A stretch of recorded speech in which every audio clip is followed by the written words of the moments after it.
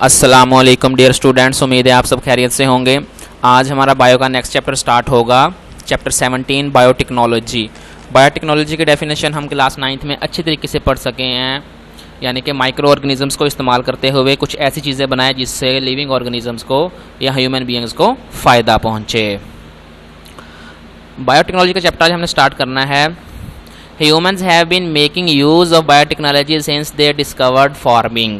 Humans ने यानी कि जब से फार्मिंग का प्रोसेस यानी कि शुरू किया है, फार्म्स बनाना, तब से ही बायोटेक्नोलॉजी के यानी कि जो चीज़ें हैं उनको वो इस्तेमाल कर रहे हैं। This use extended from the planting of seeds to the control of plant growth and crop production. ये प्रोसेस तब से और एक्सटेंड होगा जब से यानी कि इंसानों को ये पता चल गया कि बीज काश्त करने से कुछ ना कुछ यानी कि जो है वो प्लांट्स उनसे डेवलप हो जाते हैं और उनकी जो है क्रॉप्स, फसलें जो हैं उनको वो कंट्रोल करना शुरू हो गए, उनकी प्रोडक्शन को। Animal breeding is also a form of biotechnology. Animal breeding, animal जो ब्रीडिंग का प्रोसेस करवाते हैं वो भी बायोटेक्नोलॉजी का प्रोसेस में ही इन्वॉल्व है। Cross pollination of plants and cross breeding of animals were major techniques in biotechnology. Cross pollination जो प्लांट्स के अंदर करवाते हैं और क्रॉस ब्रीडिंग जो एनिमल्स के अंदर होती है, ठीक है, ताकि उनकी नस्ल जो है आगे वो बढ़ सके, उनमें चेंजेस लाने के लिए, वेरिएशंस लाने के लिए। तो ये बायोटेक्नोलॉजी की क्या है, एक मेजर टेक्निक्स हैं। These techniques were used to enhance product quality and to meet specific requirements. ये टेक्निक्स इस तरह इस्तेमाल की जाती हैं कि यानी कि जो हमारा प्रोडक्ट है, जो हमें जिस चीज़ की ज़रूरत है, एक तो उसकी क्वालिटी बेहतर हो सके और जितनी उसकी ज़रूरत है वो भी ज़रूरियात के मुताबिक उसको बना सकें। In this chapter we will get basic knowledge about the techniques being used in biotechnology. इस चैप्टर में हम इसके कुछ बेसिक टेक्निक्स के बारे में पढ़ेंगे। Introduction of biotechnology. बायोटेक्नोलॉजी का इंट्रोडक्शन क्या है जी, देखें पहले सबसे पहले डेफिनेशन है यहाँ से। Biotechnology is defined as the use of living organisms in process for the manufacture of useful products और फॉर सर्विसेज। लिविंग ऑर्गेनिज्म को इस्तेमाल करते हुए ऐसी चीज़ें बनाएं जो कि ह्यूमन के लिए या लिविंग ऑर्गेनिजम्स के लिए फ़ायदेमंद हों। Although the term biotechnology is new, अगरचे बायोटेक्नोलॉजी की जो टर्म्स है वो न्यू है, the discipline itself is very old, लेकिन ये जो काम है ये बहुत पुराना है, बड़ा यानी कि शुरू से ही, पहले काफ़ी पुराने ज़माने से ही ये काम चलता आ रहा है। Fermentation and other such process which are based on the natural capabilities of organisms are commonly considered as old biotechnology. Fermentation का जो प्रोसेस है, फर्मेंटेशन क्या है, नेक्स्ट हम पूरा टॉपिक इंशाल्लाह इसके बारे में पढ़ेंगे। Based on natural capabilities of organism, जिसमें ऑर्गेनिज्म यानी कि नेचुरली तौर पर काम करते हैं, इसको मोस्टली ओल्ड बायोटेक्नोलॉजी का प्रोसेस कंसीडर किया जाता है। अब आगे देखें, इसकी है जेनेटिक इंजीनियरिंग। इंपॉर्टेंट एक टेक्नोलॉजी है। Genetic engineering is that the artificial synthesis, यानी कि आर्टिफिशियली लेबॉर्ट्री में चीज़ों को बनाना, मॉडिफिकेशन उनमें मॉडिफाई करना, रिमूवल निकाल देना पार्ट्स को, addition and repair of the genetic material. DNA को आर्टिफिशियली तौर पर प्रिपेयर करना, उसको मॉडिफिकेशन करना, उसमें से कुछ यानी कि जो पार्ट हमें नहीं चाहिए वो रिमूव कर देना या उसमें से कुछ पार्ट ऐड करना जेनेटिक मटेरियल का, इसको मॉडर्न टेक्नोलॉजी में कंसीडर किया जाता है और इसको हम जेनेटिक इंजीनियरिंग का नाम देते हैं। यहाँ से लेकर यहाँ तक डेफिनेशन हो जाएगी। It is done to alter the characteristics of organisms. ये इसलिए किया जाता है ताकि ऑर्गेनिजम्स की जो करैक्टरिस्टिक्स हैं उसको आल्टर किया जा सके, चेंज किया जा सके। The work on genetic engineering started in 1944। MCQ हो सकता है कि जेनेटिक इंजीनियरिंग पे वर्क कब स्टार्ट किया गया, तो वो 1944 में स्टार्ट किया गया। When it was proved that DNA carries the genetic information, जब ये प्रूव हो गया कि जो DNA है वो जेनेटिक इंफॉर्मेशन कैरी करता है। Scientists isolated the enzymes of DNA synthesis and then prepared DNA outside cell। Scientist ने क्या किया कि वो enzymes ले लिए जो कि DNA को बनाते हैं, फिर उनको उन enzymes को इस्तेमाल करते हुए DNA को सेल से आउटसाइड पे, सेल से बाहर प्रोड्यूस कर लिया। In 1970 they were able to cut and paste the DNA of organisms, और 1970 में वो इस काबिल हो गए कि DNA को कट कर सकें और किसी दूसरे ऑर्गेनिज्म में पेस्ट भी कर सकें। इन 1978 scientist prepared human insulin bye inserting the insulin gene in bacteria, और 1978 में 1978 में साइंटिस्ट ने ह्यूमन इंसुलिन प्रोड्यूस कर ली। ह्यूमन जो इंसुलिन प्रोड्यूस करने वाले जीन्स थे उनको बैक्टीरिया के अंदर इंसर्ट करके। Human growth hormone was also synthesised in bacteria. Human growth hormone भी प्रोड्यूस किए गए।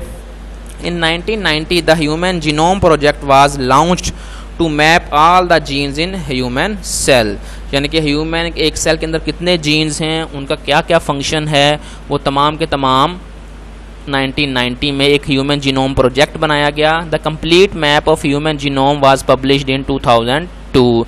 कंप्लीट मैप यानी कि एक सेल के अंदर कितने क्रोमोसोम्स हैं, उनके ऊपर कितने जीन्स हैं, हर जीन्स का क्या क्या काम है, उन तमाम को पब्लिश कर दिया गया 2002 में। एमसीक्यूज आ सकते हैं। 1990 में ये ह्यूमन जीनोम प्रोजेक्ट लॉन्च किया गया और complete map of human genome कब पब्लिश किया गया 2002 में। 1970 में कट और पेस्ट करने के काबिल हो गए डीएनए को, उसके बाद 1978 में इंसुलिन प्रिपेयर कर ली। ये एमसीक्यूज में आ सकते हैं। ये उन्होंने साइड इन्फॉर्मेशन हमें दी है जेनेटिक इंजीनियरिंग की ही। In Scotland in 1997 an embryologist Ian Wilmut produced a sheep dolly from the body cells of an adult sheep, यानी कि ये बता रहे हैं कि इसने साइंटिस्ट ने जो एम्ब्रियोलॉजिस्ट था इसने 1977 में एक अडल्ट शीप भेड़ से उसके जीन्स लेके उसकी आउटसाइड द बॉडी बाहर एक यानी कि जो शीप थी वो प्रोड्यूस कर ली, उसका नाम उसने डॉली रखा हुआ था। Human began using microorganisms as early as 4000 BC for making wine, vinegar, cheese, yogurt, etc. ये कह रहे हैं अब साइड बॉक्स है कि ह्यूमन जो हैं इंसानों ने 4000 साल पहले ही माइक्रो ऑर्गेनिजम्स को इस्तेमाल करते थे शराब वगैरह बनाने के लिए, सिरका बनाने के लिए, घी और मक्खन बनाने के लिए और दही वगैरह बनाने के लिए। Some of these processes have become a part of every home. इनमें से बहुत सारे प्रोसेस जैसे कि अब मक्खन बनाना, दही बनाना, सिरका वगैरह बनाना एवरी होम तमाम घरों में इस्तेमाल होते हैं। That we may even hesitate to refer them as biotechnology, लेकिन हम इसको हेजिटेशन फील करते हैं कि बायोटेक्नोलॉजी की ये टेक्निक्स नहीं थी, लेकिन दरअसल ये टेक्निक्स ओल्ड बायोटेक्नोलॉजी में कंसिडर की जाती थी जो कि 4000 साल पहले लोग इनको जानते थे। अब आगे है हमारे पास scope and importance of biotechnology. Important long question है कि बायोटेक्नोलॉजी का स्कोप क्या है और इसकी इंपॉर्टेंस क्या है। अब इसकी हमने इंपॉर्टेंस अलग-अलग पढ़ेंगे। Biotechnology in the field of medicine, medicine की फील्ड में इसकी क्या इंपॉर्टेंस है, एग्रीकल्चर की फील्ड में और फूड की फील्ड में इसकी क्या इंपॉर्टेंस है, इन्वायरमेंट में इसकी क्या इंपॉर्टेंस है, सब हमने अलग-अलग पढ़ना है। In recent years biotechnology is growing as a separate science. पिछले कुछ सालों से जो बायोटेक्नोलॉजी है वह सेपरेट साइंस यानी कि अलग फील्ड के तौर पर स्टडी की जा रही है। It has attracted the attention of many intellectuals from diverse field like agriculture, medicine, microbiology and other organic chemistry. इसने यानी कि इस फील्ड ने बहुत सारे लोगों की अटेंशन जो थी वो अपनी तरफ खींच ली, जो कि लोग एग्रीकल्चर में, मेडिसिन में, माइक्रोबायोलॉजी में या ऑर्गेनिक केमिस्ट्री में काम कर रहे थे। The scope for biotechnology is so wide that it is difficult to recognise the limits. जो इसका स्कोप है, जो इसकी इंपॉर्टेंस है वो बहुत ज़्यादा है। इसको अगर हम इसको किसी लिमिट्स के मुताबिक कंसिडर करें तो हमारे लिए डिफ़िकल्ट होगा। The following are some areas of application of biotechnology. वो ये कह रहे हैं कि वैसे तो बायोटेक्नोलॉजी हर जगह पे ही इस्तेमाल हो रही है, लेकिन इसको जो कुछ लिमिटेड सोर्सेज हैं, जो उसके रिसोर्सेज हैं या जो ज़्यादा इंपॉर्टेंट फ़ायदेमंद चीज़ें हैं वो हमने अपने सिलेबस में डिस्कस करनी है। Biotechnology in the field of medicine, medicine की फील्ड में बायोटेक्नोलॉजी ने क्या यानी कि रोल प्ले किया है। In the field of medicine biotechnologist synthesized insulin and interferon. Scientist ने यानी कि इंसुलिन बना लिया और इंटरफेरॉन एंटीवायरल प्रोटीन्स है from bacteria and released for cell. Bacteria से ये प्रिपेयर किया और इसको मार्केट में रिलीज़ किया सेल होने के लिए।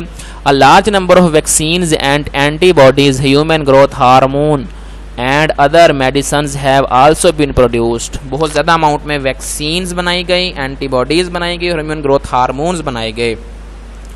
Various enzymes are being synthesized for medicinal as well as industrial use. बहुत सारे ऐसे केमिकल्स, एंजाइम्स बनाए गए जो कि मेडिकल में और इंडस्ट्रीज़ में इस्तेमाल होते हैं। Gene therapy, treatment through genes has become important in recent years. Gene therapy यानी कि जो जीन्स का ट्रीटमेंट करते हैं वो भी बायोटेक्नोलॉजी की ही एक इम्पोर्टेंस है।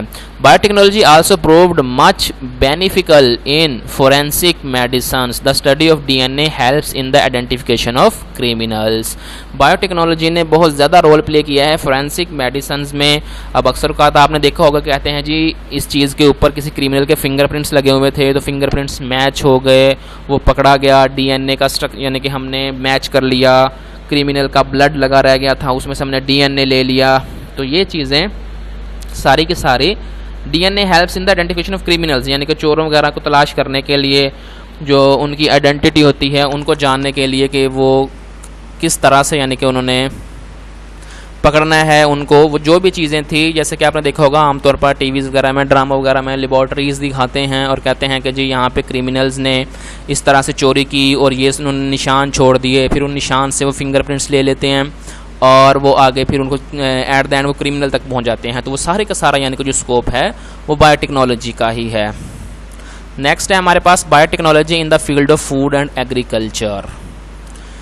Fermented foods, pickles and yoghurt, जिनको यानी कि हम स्टोर कर सकते हैं, और melted foods, powdered milk or mixtures of barley, wheat, flour and whole milk, यानी कि जिनको हम आमतौर पर फूड को स्टोर कर लेते हैं, जैसे कि पाउडर मिल्क है, सूखा दूध होता है, इन चीज़ों को। Various vitamins and dairy products are produced by using micro organisms, और बहुत सारे प्रोडक्ट्स को माइक्रो ऑर्गेनिजम्स को इस्तेमाल करते हुए हम यूज़ करते हैं, प्रोड्यूस कर लेते हैं और उनको स्टोर भी कर लेते हैं। Wine and beer are produce in beverage industry, ये जो शराब की यानी कि इकसाम है, ये शराब के कारखाने में बनाई जाती हैं। Biotechnology has also revolutionised research activities in the area of agriculture. Biotechnology में यानी कि रेवोल्यूशनराइज, पुराने ज़माने से ही एग्रीकल्चर के अंदर बहुत ज़्यादा एक्टिविटीज़ की जा रही हैं। Transgenic organism with modified genetic setup, यानी कि ऐसा ऑर्गेनिज्म जिसमें यानी कि डीएनए अब डिफरेंट टाइप्स के उसमें इंसर्ट करें। Plants are being develop, transgenic plants बनाए जाते हैं। In which desirable characteristics are present, जिसमें जो करेक्टरिस्टिक्स हम अपनी ख्वाहिश के मुताबिक चेंज कर सकते हैं अब उनके जीन्स को। Example, more yield and resistance against disease insects and herbicides.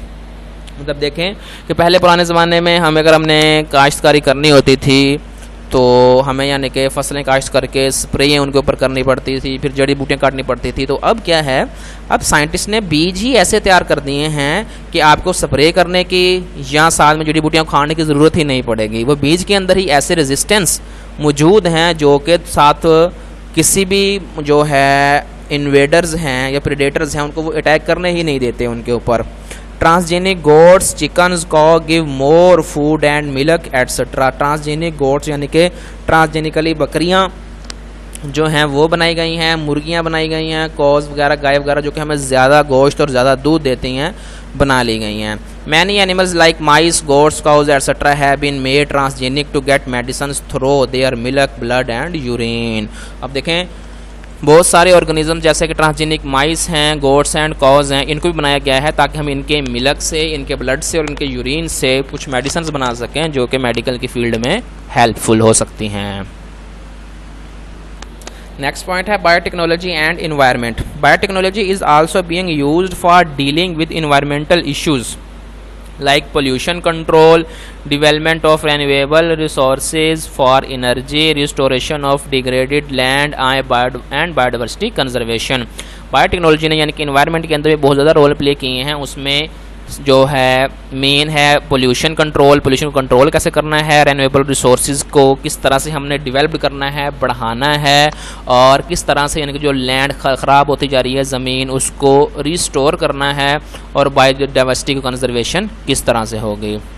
Bacterial enzymes are used to treat sewage water to purify. Bacterial enzymes produce किए गए हैं जो कि गंदा गटरों के पानी को साफ़ कर देते हैं। Microbes are being developed to be used as biopesticides, biofertilizers, biosensors etc. Microbes ऐसे यानी कि ऑर्गेनिजम्स पैदा बनाए गए हैं जो कि बायोपेस्टिसाइड्स, कीड़े मकोड़ों को यानी कि बायोपेस्टिसाइड्स यानी कि जो फसलों को हम स्प्रे वगैरह करते हैं उनके तौर पे काम करते हैं, बायो फर्टिलाइजर्स खादों के तौर पर काम करते हैं, और bio sensors etcetera bio sensors के तौर पर भी काम करते हैं। जैसे कि आमतौर पर हमें माहौल वाले बता देते हैं कि अब जाने के बारिश आएगी या इतने घंटों बाद बारिश आएगी, तो इस तरह से ये जो बायो सेंसर्स हैं ऑर्गेनिजम्स, ये सॉइल के अंदर या इन्वायरमेंट के अंदर चेंजेस आने का पहले ही पता दे देते हैं। Such transgenic microorganisms are also used for the recovery of metals, cleaning of spilled oil and for many other purposes। ये जो ट्रांसजेनिक ऑर्गेनिज्म बनाए गए हैं रिकवरी ऑफ मेटल्स, ताकि जो मेटल्स हमारी अर्थ में से या हमारे इन्वायरमेंट में से लॉस होते जा रहे हैं, ख़त्म हो जाते हैं, उनको रिकवर किया जा सकते हैं। क्लीनिंग ऑफ स्पिल्ड ऑयल, जो ऑयल वगैरह ज़ाया हो जाता है समंदरों के अंदर या वैसे, उनको साफ़ करने के लिए, एंड फिर मैनी अदर पर्पसेस, और दूसरे काफ़ी कामों के लिए इनको इस्तेमाल किया जा सकता है। आगे साइड बॉक्स है, fears are also being expressed about the advantages in biotechnology in terms of release of harmful organisms developed through recombinant DNA technology। अब रिकम्बिनेंट डीएनए टेक्नोलॉजी क्या होती है कि इसमें दो ऑर्गेनिजम्स के डीएनए को आपस में मिक्स कर दिया जाता है। तो ये कहते हैं कि साथ साथ इंसान को इस बात का फियर भी रहता है, डर भी रहता है कि कोई ऐसी चीज़ ना डेवलप हो जाए जो कि हमारी कंट्रोल में ही ना हो। ठीक हो गया? ठीक है बेटा, ये आज का हमारा लेक्चर यहीं तक का था। अगर आपको कुछ समझ नहीं आई तो आप मुझसे पूछ सकते हैं। ओके, जज़ाकल्लाह।